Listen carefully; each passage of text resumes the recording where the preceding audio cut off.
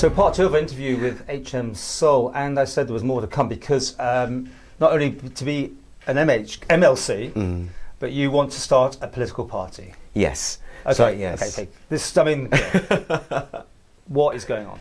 So the big thing here is that our world is going through so many different global and political changes. And I feel that we have to rise to the occasion. And I believe that people are beginning to assemble around a new set of values, a new set of environmental beliefs. And I think that that is going to be the very core of our political system in the future, hopefully here on the Isle of Man. And I believe that a new party is going to be influential and important with how to launch this. A lot of the existing parties have the connotations with regards to the United Kingdom or other types of political systems around the world. But I think that the most important part to the Isle of Man is that we've never really had a huge party politics system here on the island. But I think that as things in the wake of Brexit and the situations which currently happening with elections around the world, that the Isle of Man may in fact move towards more of a party. Why are you here? Why are you not in the UK doing something? I know it's the Castle Mona. Yes. I mean, it's a very small little place, and Yeah. you think you can change the world from here? I believe that the Isle of Man historically has been very important. You have to remember that for, almost 100 years, 15% of the GDP of Britain went through this island untaxed. It made it desirable in 1765 for King George III to essentially want to declare himself the Lord of Man for the taxation rights of the island. The Isle of Man has always been a political game changer in the world, and I think that it's as its historical past shows in the history books. I think that the Isle of Man's future is going to be one of those things where it transforms many people, and I know that with a personality such as mine, it will definitely elevate the Isle of Man to a more international standard. Okay, so let's supposing you're an MLC in Yes. 2020, and in 2021 is the general election. Of course. You're going to put up. Will you want to come down and stand as an MHK at that point? You're still in this MLC. I mean, supposing it all goes to plan. What are you thinking? And how many people are you going to put up? And where do you get your people from? And what's this party going to be called? And so on. Yeah, I think at this particular point, I'll save a lot of the stuff for the political party for another conversation. There'll be much to talk about that at a later stage, but.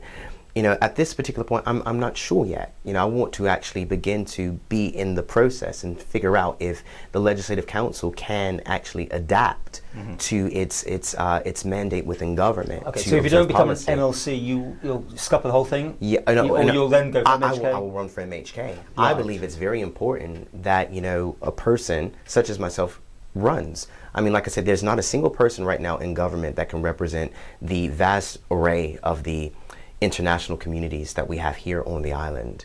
I mean, there's 11%, the people here on the island from South Africa. You have people from Eastern Europe, from Asia, from America, from all over the world, which are actually a part of this island, which don't have a single representative in government. What happens if there's a by-election in the meantime, as an MHK? Would that force your hand to go that I'll route? consider it. I'll definitely consider it. I do feel that it's important to also, to point out that I feel that a huge deterrent for many people running for office on the Isle of Man that are not from the Isle of Man, i.e. that were born here or born in Britain, is the fact that you have to be on the island for 5 years in order to run for an MHK. You passed that test now. Passing that test now, getting up to my 5-year mark. So this is quite special for me in that regard. But the MLC doesn't actually require such a standard. And you said you weren't going into details, but you're going to have radical proposals, I'm guessing. You're not going to be just saying the usual stuff which you hear. I am not here to play the political game as usual, and I don't believe that it's fair to the people to do so. I believe that there is now a mandate from the people to be more involved in the political turning of the Isle of Man, not just for a 5-year election, which is what's happening right now on the island. Are you going to find, 24 members in total? I mean, you want two per, you want to just cover the whole thing? Do you want to be the part? Yeah, seriously?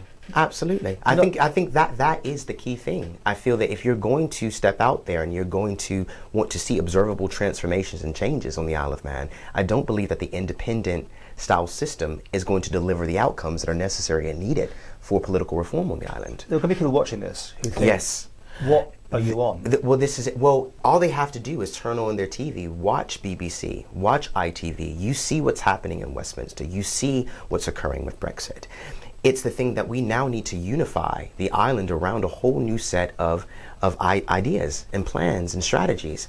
Without that, we're just going to find ourselves in a very difficult situation. So are you talking about situation. breaking away from the UK? It sounds like you're talking about being completely doing our own thing. I believe that the Isle of Man should be energy independent first before we actually even consider what our next steps. Yes, energy, right? yes. Okay. So an actual audit of all of the different aspects of our ability to produce energy, whether that be tidal, solar, hydrogen, including the natural gas deposit up in the island. We have to consider the entire spectrum. And the Isle of Man is going to ask itself some very difficult questions come 2021. Whatever the outcome is in October, 31st with regards to Brexit, it's going to have a profound impact on the Isle of Man. I don't believe that the Isle of Man is ready, no matter what the government is currently saying at the moment. I don't believe that anyone is essentially ready for what the outcome of Brexit will be. So October the 31st, which is a very important day for Britain, is going to be an instrumental day for the Isle of Man to have to reflect and reconsider what our relationship is with the United Kingdom. So you do want to break from the UK? I want to reassess what the relationship is. I think that the most important piece to it is the fact that on the initial 2016 Brexit vote, the Isle of Man and the inhabitants here did not have the right to vote in it. Yet it's going to be something that has a profound impact on our borders, on our finances, on our our healthcare system. When can you come back here and tell us the policies then? When will you have a clear manifesto, if you like, of what your party hasn't got a name yet? Or well, in due course, I'll be able to release the information. But I do believe that this is something that we have to consider, and I think that a new name, a new party, will definitely be a game changer in this new election. Okay. But to finish with, back to the MLC thing. You're waiting for your phone to ring from MHKs clamouring to support you, or are you going to have to go and find them and talk to them? I feel that it's going to have to be myself, along with many of the supporters that I have in the public. Have you got many supporters? Well, I think there are a great number of people that are willing to see someone like me inside of that position, and I think that it's quite important. I had letters of recommendation from the former Secretariat of Man and Biosphere under UNESCO, from former government ministers of the Isle of Man, who believe that I am a prime candidate for this position. So I do think that that's something that I would employ the MHKs to really consider in this election. I've had MHKs before in the past say that, you'd be a better MHK. We think that you'll find the MLC position a bit boring, which I kind of feel slightly offended by. It's not the fact that I find it boring. And you haven't got any constituents to talk to. This is it. But I believe that a lot of the things I would like to advocate for on the island are island-wide. A constituency-based system, I think, is also something that we're going to have to reconsider on an island that's only 13 by 33 miles long. Well, that leads me back to why you're bothering with us, but you are. How do people get in touch with you? Have you got any websites yet in place? So the website will be available, I think, on the video. So, on the bottom of the screen. So just have people get in contact that way. Yeah, so more to come, and I hope people will follow the process. It's sure to be one of great interest for a lot of people.